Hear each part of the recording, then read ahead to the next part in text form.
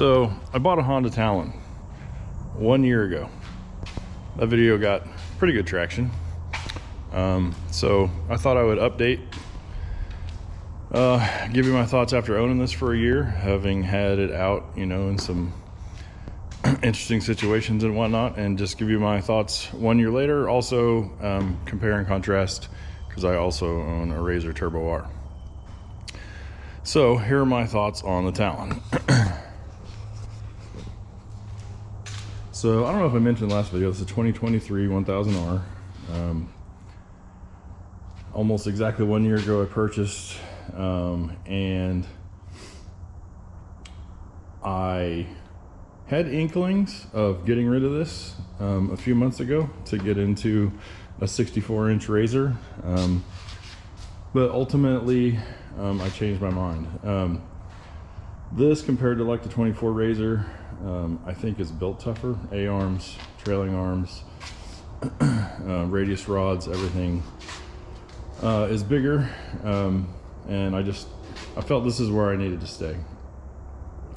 Another reason is, as I think the Honda is a more versatile machine.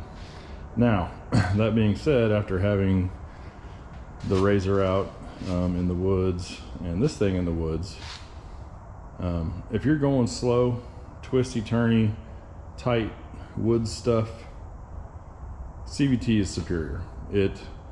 This thing at low speed, it has a very snatchy throttle, as people have mentioned. It's very touchy, especially if you're bouncing around and your foot's hitting the pedal. It's very snatchy. And then when you're on and off power, it does jerk you around a little bit. It gives you a little bit of, kind of a thing. But how often do you do that? If that's 100% of your riding, then I recommend getting a CVT machine. I live in rural Missouri, and while we do go to off-road parks and creeks and off-roading, we also do a lot of road riding. And if that is your situation, like me, Talon, anything with a DCCT, I don't know, Mavar is kind of a unicorn in that segment, but if you're going to do long riding, back roads, like we tend to go out at night, load up the cooler, hit the back roads, and just ride for hours and hours, sometimes extremely long stints, Talon is extremely adept at that kind of riding. A CVT, for those extended high-speed runs, a CVT will overheat, create excessive wear on your clutch sheaves and that kind of stuff. If you do that kind of riding, one of these or a Pioneer, something like that, will be more ideal. I like the Talon because it's a capable off-road machine, as well as it's suited to doing that long-range back-road riding. I have taken my Razor on those kind of rides, and I just, it'll do it, but you know what you're doing to the machine, so you're more cognizant about speeding up and slowing down and varying your speeds and trying to manage that CVT temp. But I already mentioned this, the CVT in the woods, it's way smoother.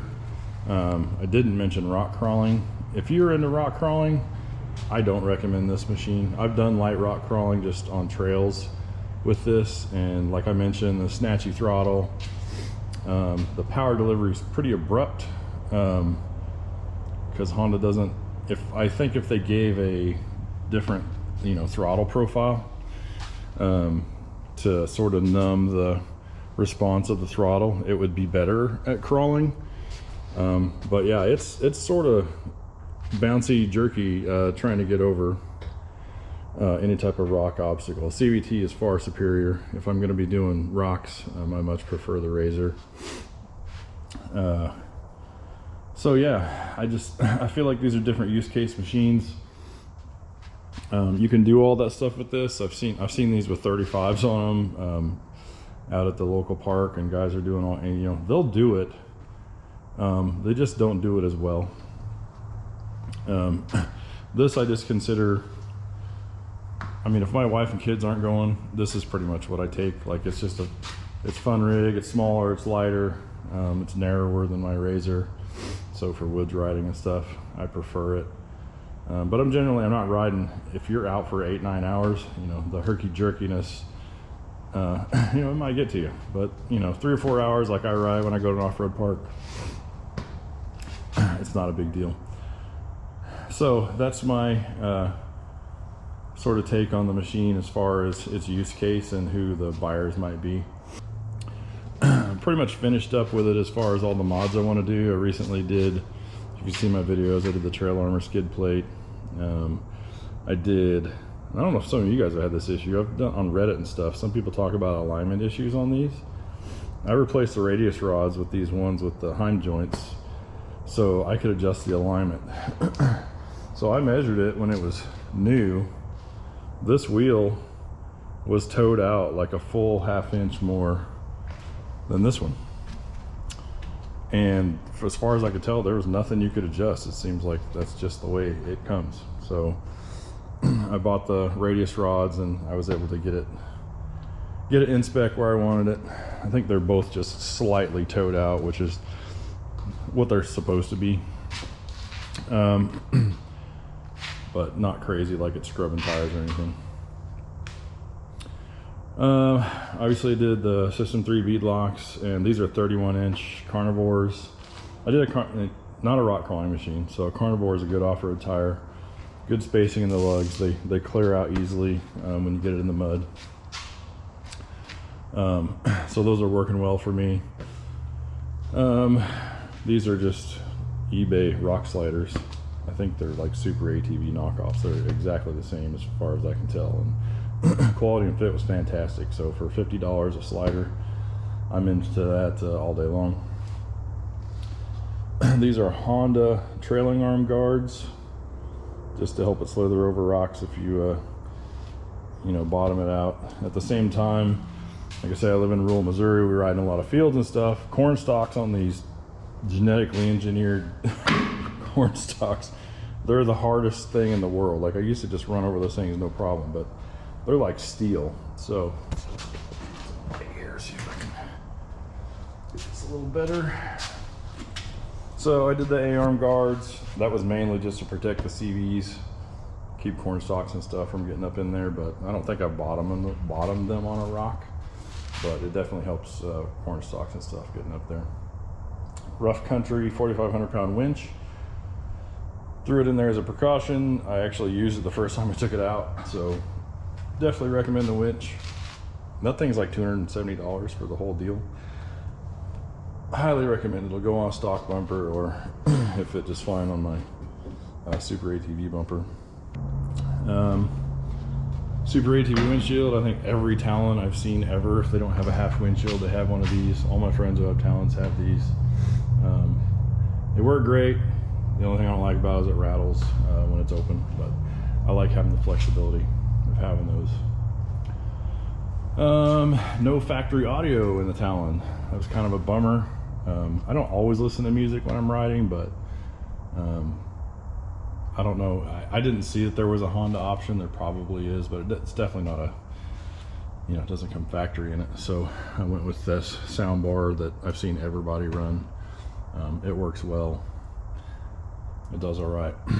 One of my main complaints, especially as a bigger guy, I'm 6'1".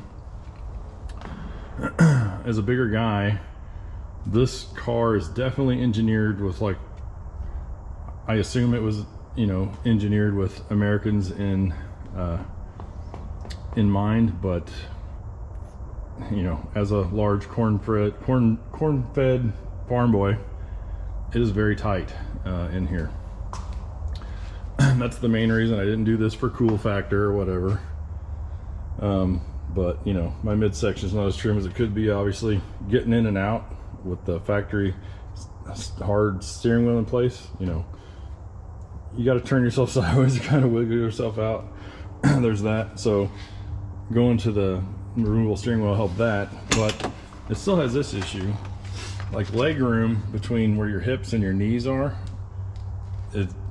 This is back as far as it goes. There's just not a lot of room in here for a big guy. So I routinely bang my knee on this getting out. Like, I'm very careful when I climb out of this, because this hurts on your kneecap when you're banging on there. On my Razor, I don't have that issue. There's tons of leg room. It's the Turbo R, so the Pro chassis, so fairly large machine, but plenty of room. Ergonomics are better. There's more room here. Steering wheel's further away from me. This is kind of close. It's not uncomfortable to drive, but it just kind of sucks getting in and out of it.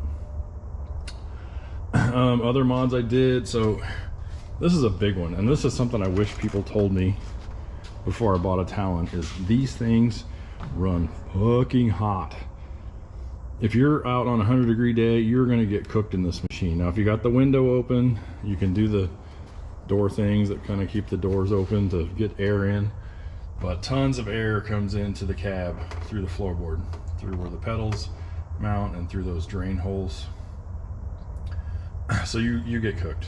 I did the shift gate and shift boot mod. You can get like a CJ7 transfer case boot, mount it upside down underneath your shift gate, and that does stop some of it. It does not stop all of it. So I don't see any way around it unless I find some way to plug these holes while you're riding, but the hot air comes in and it's hot. The flip side of that coin is, like, we went out riding last night. It's pretty chilly here in the Midwest. I think it got into the 60s, so I wasn't complaining about having a free heater. So that's a concern. In comparison, my Turbo R, I've ridden it on the hottest days, and yeah, it's warm. It's nothing like this. You do not get cooked in the Razor compared to this. So yeah, I think a lot of it has to do with the 23 and up have the door halves. If these doors were open right here like they used to be, the air would probably just filter out. It probably wouldn't be that big of a deal. But yeah, these things run hot. Be prepared for that if you ride in hot weather. What else? Do I have anything else to really say about the Talon? Oil change is kind of a pain in the rear. It's got 2 drain plugs plus the what do they call it, the drive, I don't know, basically the transfer case gearbox or whatever. It's separate oil, so you're pulling three drain plugs when you're changing oil, and filling it back up is a bit of a pain in the ass.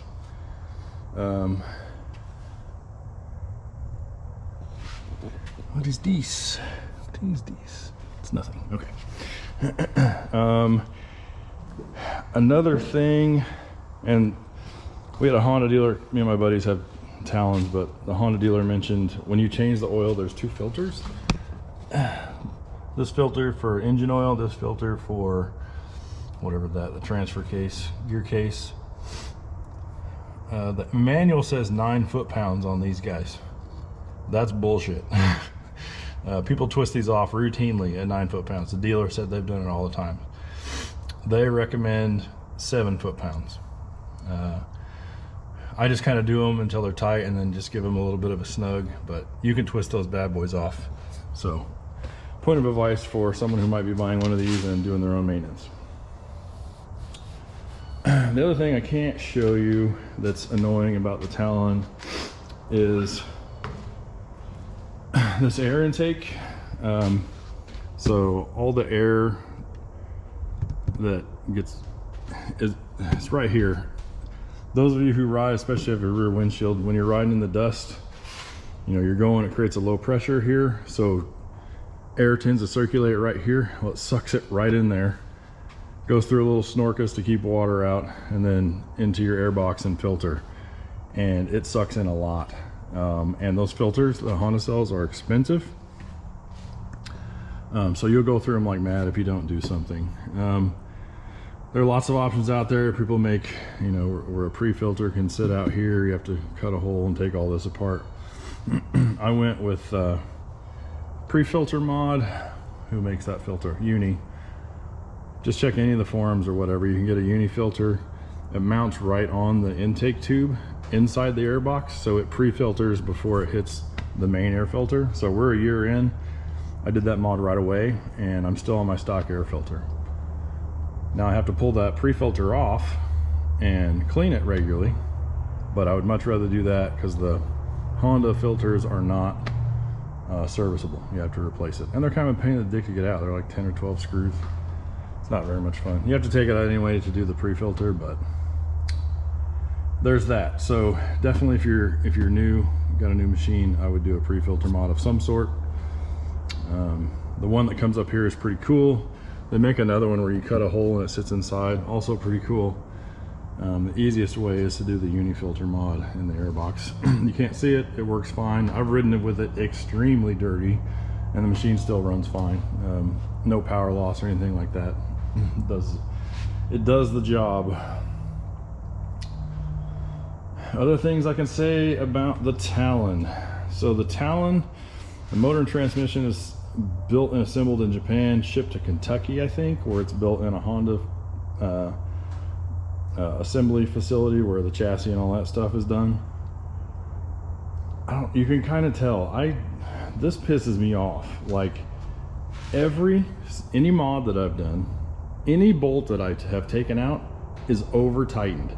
Every single one, without fail, probably 100 foot-pounds.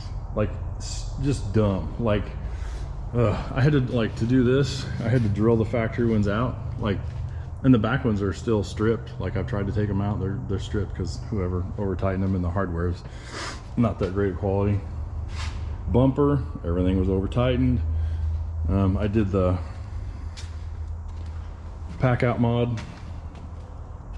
These are great, by the way. I recommend this triple setup so you can run 3 pack outs. But every single screw in there for the bed, over tightened. Just super frustrating. When I pulled the factory wheels off, I guarantee you the lugs were over tightened. Just crazy. I don't know who's building them down there. Like, the machine is solid, but like I cringe anytime. Like, you should enjoy, like, oh, I'm gonna do a mod, this will be fun. I dread on this because every single time I go to take something factory off of it, the fucking bolts are over tight.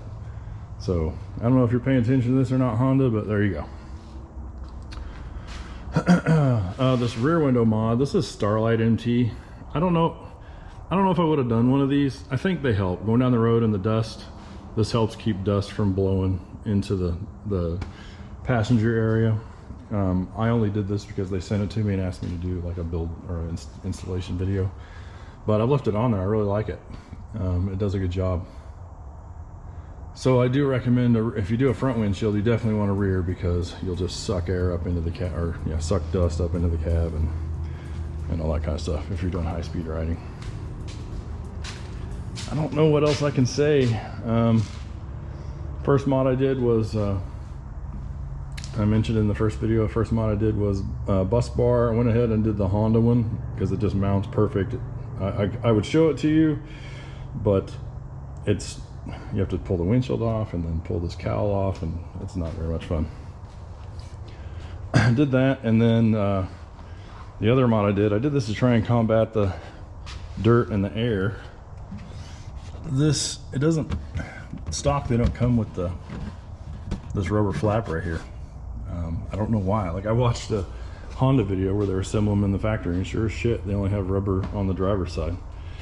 So I don't know, but the driver's side one fits on the passenger side, and it's like $6 for OEM. So just order one and put it on the left side, and then you'll have full firewall protection.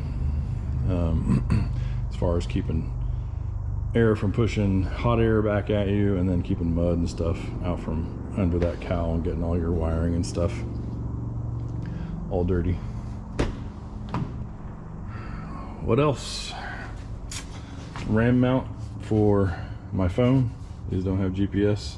I'm spoiled with Ride Command in my Polaris, so not having it in here kind of sucks, but I've been using Onyx with my phone, and that's been working great. Did the Honda center bag there. It's just a place to put your wallet, keep it dry. It doesn't bounce out of any of these cubbies here. Glove box is pretty small.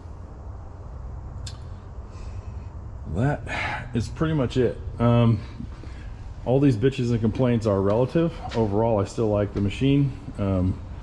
It's been very reliable, super fun. It's a great rig to just go out and hoon around in, and just bomb around in a field or whatever, or take it on the trails. and it will rock crawl, albeit not as good as a CVT machine, but it's great. It's fun. It's a good all-around machine. And I think I've told you like every major bitch that I have about this thing. I have bitches about my Polaris also, but one thing no one disputes is Honda reliability. I've seen posts from guys that work in the rental shops, you know, out in Colorado and wherever they have fleets of Cowie, Polaris, Yamaha, everything. They say the ones in the shop the least are the Talons. So if you can only afford one and you need one that does everything, I think the Talon is probably the best pick. I'm hoping they do a new model with some, you know, upgrading, some better ergonomics. More room would be nice for us bigger Americans. But yeah, you cannot beat Honda reliability. I just don't worry about this machine when I take it out. I'll take it out and drive it for hours and hours, and just there's nothing in the back of my mind, you know, what was that noise? You know, there's just none of that. It just works. And yeah, that's pretty much it.